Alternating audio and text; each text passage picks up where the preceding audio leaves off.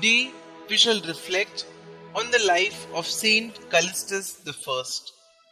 St Callistus, who had been Archdeacon of Rome under Pope St Zephyrinus, was elected Pope on the latter's death in 217 and reigned for 5 years. He was a staunch supporter of Orthodox Catholic beliefs and held the middle ground between those who advocated extreme laxity and the advocates of rigor in discipline.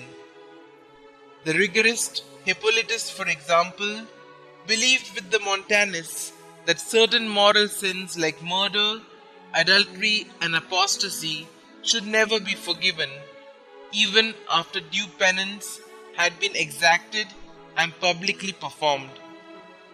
Hippolytus left the church at Callistus' election, formed a schismatic body, and set himself up as a kind of anti-pope.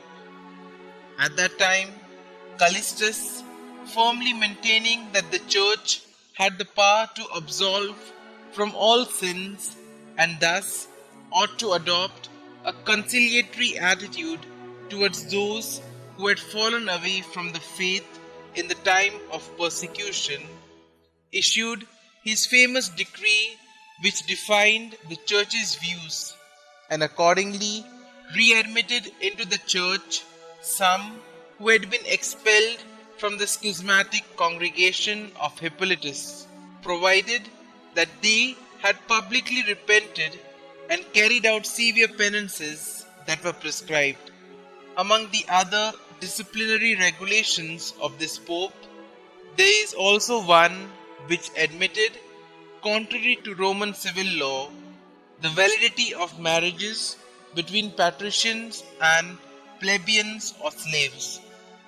There was no official persecution going on against Christians in Rome at that time, but St Callistus was killed in a popular disturbance caused by the pagan rabble by being thrown headlong from a high window. The chapel bearing his name in the Travesti quarter of Rome appears to stand on land which was adjudged to certain Christians under Emperor Alexander Severus against some claimant who was a tavern keeper.